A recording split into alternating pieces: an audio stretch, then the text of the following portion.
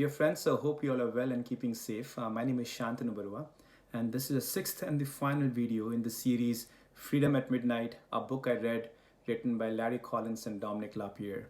This particular video, I'm going to focus on Mahatma Gandhi's days right at the time of India's independence and days after that. He pulled up some miraculous things which was particularly astonishing to me, and I thought I'll share with you. Right at the time of India's independence, August 1947, Lord Louis Mountbatten and some of India's leaders like Jawaharlal Nehru and Vallabhbhai Patel, they had one big concern. It's the brewing up tension between Hindus and Muslims. India was getting divided into two parts, the India and Pakistan itself was getting two pieces of land. One was in the northern part and other was 1800 miles away in the eastern part. They were getting East Pakistan as a part of Bengal. The biggest concern Lord Louis Mountbatten had was the riots which he was anticipating to get erupted in both the location.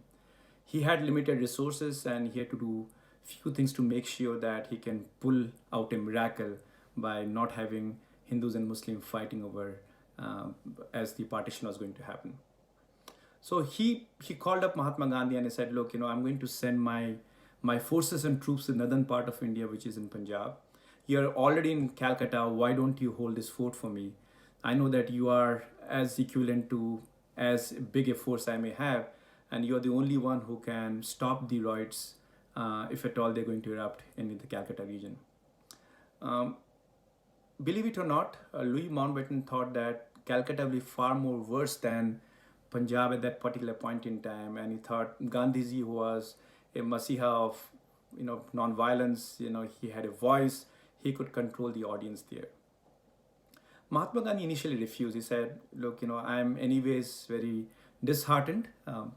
I didn't want this partition to start with. I didn't want the freedom at this cost. So I'm going to, stay in my ashram. I'm going to stay in Noakhali, which is where he was before the independence, and going to pray, and I want to have a relaxed time. I don't want to do the role or perform the role that you're asking me. But there's one thing that happened that changed Mahatma Gandhi's mind. It was the then Muslim leader in the Bengal region. His name was Suhavardi, about 47 years old, venal, very corrupted politician.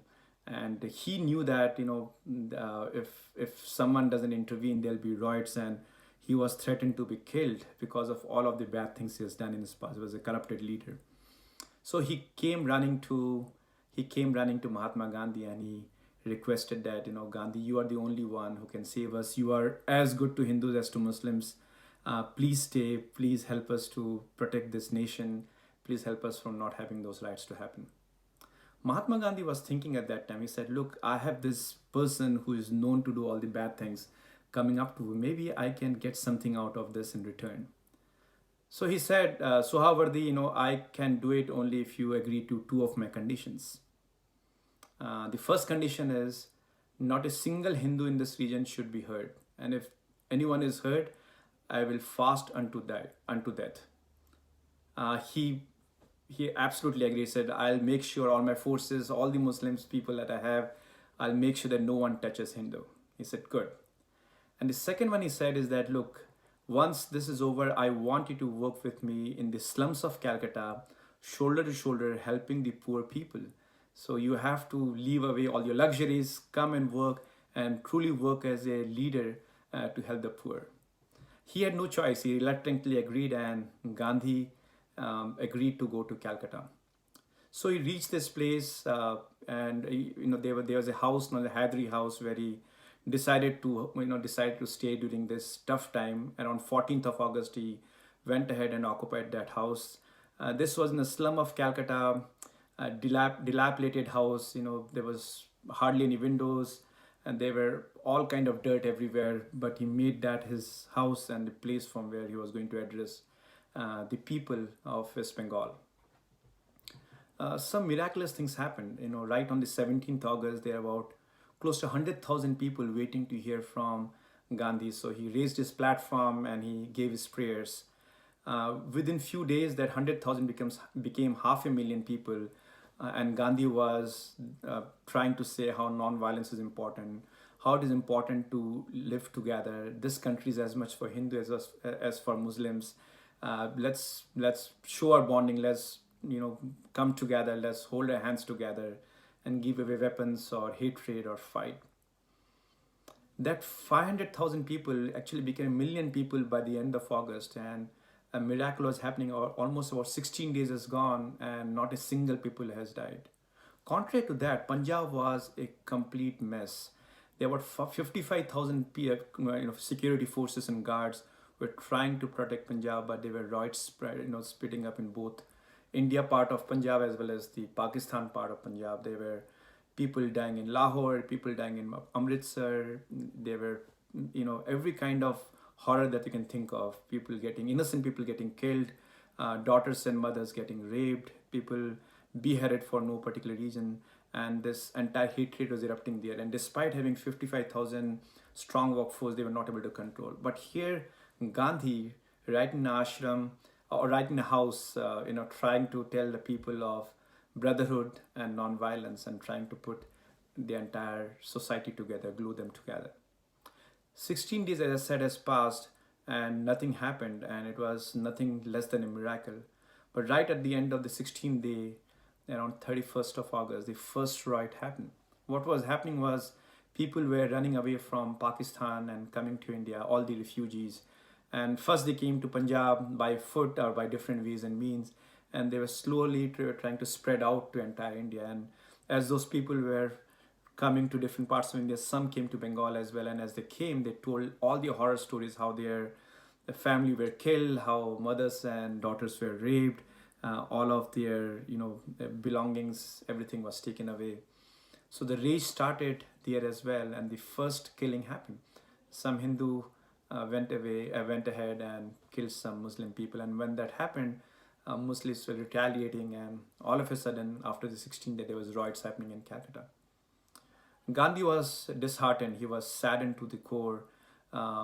Something that he has held up to so strongly for so many days.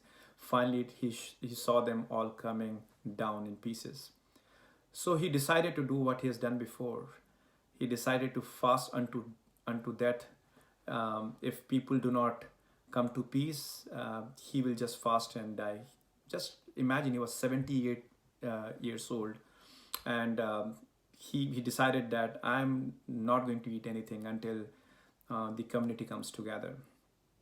Days passed on. The first day passed on. Gandhi was not feeling well. He was old. He was feeling very weak, and people were really nervous that if soon Gandhi doesn't break his fast, he might have some. They might have some consequences. They will not able to reverse it.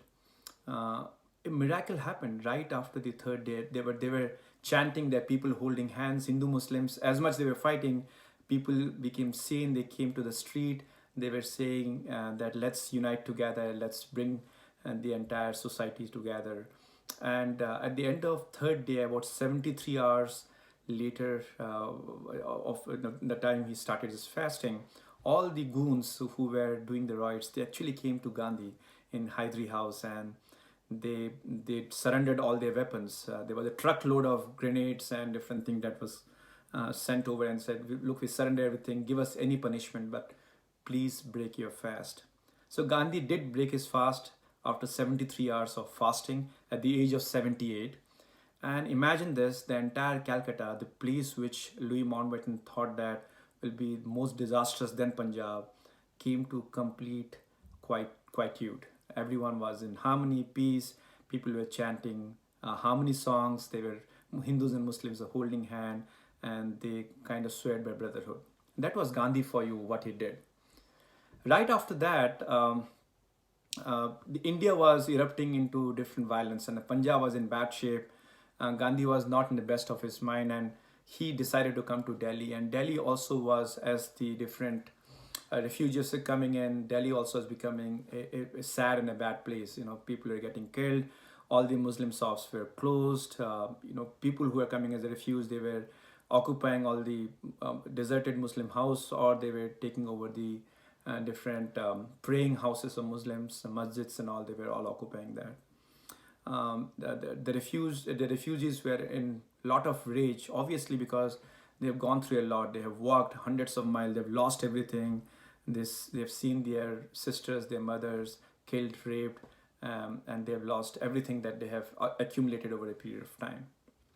So Gandhi came there, and he took house and took shelter in Birla House, which apparently became his last house. He was assassinated in Birla House, as most of you would know. So he came and stayed in Birla House, and he was very dejected and very disappointed what was happening in Delhi. At the same time, there was another thing, political angle, which was happening, um, which was Kashmir. So Kashmir, if you do not know, was owned by Hari Singh at that point in time. He was the prince, or so to call king, holding the keys to Kashmir, while Kashmir was was a lot of Muslim people were there. So Pakistan's thinking that by default they'll get Kashmir. But Hari Singh kind of ceded to India, and that kind of put a lot of rage in Pakistan. And Ayub Khan, who was the major general at that point in time, he was trying to take help of Pathan to see that they can do a coup and take over Kashmir from India. And it was still not decided. Things were going on in terms of Hari Singh initially thought that he can have an independent state. He didn't want to cede to any of the two countries. But as he saw that pressure was coming upon him, and he saw the entire notion of maybe getting attacked by Pathans, he ceded to India at the last moment. Because of that, a lot of tensions was happening. So as a part of the agreement, India was supposed to give some, I think 530 million rupees to Pakistan. India held upon it, thinking that if they give the money, probably they'll buy arms, ammunition, and come for attack and try to take away Pakistan. Gandhi was not liking that. He said, look, we are fighting. First of all, we have to stop this entire riot and, hurting Muslims on our side. We should not do that. Regardless of what they do, we should not be hurting them. And second, he said that, look, if you have promised something to someone, we have to give it. So using those two, he was contemplating what to do. And again, the best weapon he had, he thought, I'll fast again unto death. If both my conditions are not met, I'm going to die. Remember this, he had just come out of a fast in a rigorous condition, 78-year-old. He is still recouping from that. He decided to fast again, much against anyone's wish. His doctor Shushila Kumar, Mr. Nair, who was his, secretary, as well as people who are close to him, they all requested for him not to fast, but he didn't listen. So he started fasting again. And believe it or not, again, like what he did in Calcutta, he repeated here. Vallabhbhai Patel and Nehru, who were not agreeing to give the money to Pakistan, they agreed to send the money, almost protecting Pakistan from a complete bankruptcy. At the same time, all of the leaders, the RSS, which is the Hindu leaders, Akali Dal, who's a Punjab leader, the Congress, the Muslim League, they all came together to Gandhi and said that we please break your fast, and we promised you that we'll not fight. He still didn't agree. He said, until unless you don't sign it up for me, saying that you will not fight anymore, you will all live in harmony, I'm not going to give away the fast. And they did so. And right after 3 days of fasting, where he was almost in a very delirious condition, he came out of fast again.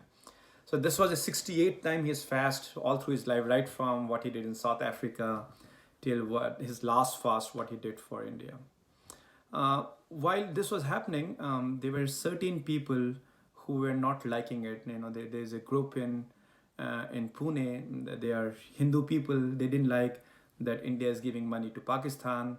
It kind of agitated them. They were anyways not disliking Gandhi for his all support for Muslims, not to kill them even if they're killing our brothers and sisters in Pakistan.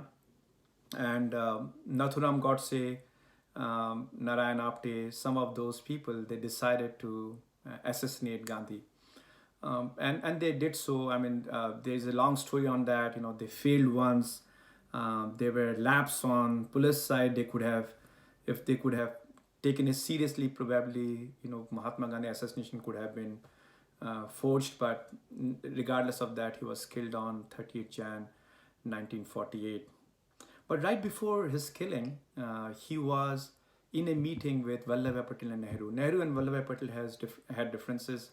They were almost at the point where Vallabhbhai Patel actually put his resignation down, Louis Mountbatten thought that both are important for India. Vallabhbhai Patel is absolutely critical. His resigning at this particular critical hour is not going to be good for India. So he requested Gandhi so that he can put some senses in their mind and see that put your differences aside and work together for the country. And Gandhi is exactly doing that right before he walked up to his prayer station when he was killed by Nathuram Godse. So he kind of convinced Vallabhbhai Patel, telling him that, look, you have to think about India, the bigger India, and both of you are required to drive it to where we want to take India to. And he said so. Obviously, Vallabhbhai Patel has not said a yes or a no to take away his resignation, and he was almost late for his prayers, so he walked up and he was killed. But right after his he was assassinated. Louis Mountbatten told Vallabhbhai Patel that, look, this was the old man's last ask. He used to call him dejected sparrow. He said it was his last ask. So please please confirm to that, so that at least his soul can rest in peace. So you can imagine that right after his death also, he has done so much for India. Vallabhbhai Patel and Nehru, despite of their differences, they came together and worked together till the time they both lived. So that's about Gandhi. I'm particularly astonished that right by a simple weapon of non-violence, by bringing peace together, he could fast twice in the span of few months, and can avoid some of the biggest heinous crime that could have happened in Calcutta or could have prolonged in Delhi. He tried to bring India together by making sure Vallabhbhai Patel and Nehru works together. He gave what to Pakistan was a boon, otherwise they would have gone completely bankrupt. In fact, he was planning a walk from Punjab all the way to Pakistan, in a sphere of harmony to make sure that everyone can come together. Obviously, that couldn't be fulfilled. He was assassinated before that. Despite his age, despite all of the hardship he has gone through, he was thinking of walking down all the way from Punjab, India side of Punjab, to Lahore, which was in Pakistan. Retrospectively, I think before I close this video, there are a few aspects I want to draw your attention to. Regardless of the differences, and people may have differences of certain aspects, killing someone, assassinating someone is, I could never agree to that concept. I feel very sad that there is a point of view you may have, you may agree to disagree, but going to the extreme point of killing someone was something beyond me. And from my lenses, what I see is that yes, it is hard to believe and agree when your nears and dears ones were killed by someone, but you're not killing the people who are killing you. You're killing some innocent people, and that's what Gandhi was trying to tell people. And his whole point of view was that if we can bring this non-violence in here, that will kind of replicate in Pakistan as well, and probably the people, the Hindus who are in Pakistan, they will get the similar kind of treatment there as well. He was a visionary. In fact, as Louis Mountbatten has said, that he will go down in the books in the same plane as Gautam Buddha or Jesus Christ. Is absolutely right. He was a Mahatma, and what he gave to India, we all cannot forget. There may be differences, but there are other ways to deal with the differences than to kill someone. So I thank you so very much for listening into all my 6 videos. They are roughly in about 12 to 15 minutes long, so about an hour of recording. But despite, listen to these videos to get a perspective from my point of view, from the book's point of view that the authors have written. But I still highly recommend you should read this book. It's a great read. It opens your eyes not only about what happened at that particular period of time, but certain lessons that we can bring to our life so that we can make this world a better place to live in. Thank you once again. Take care, be safe, and be good. Bye now.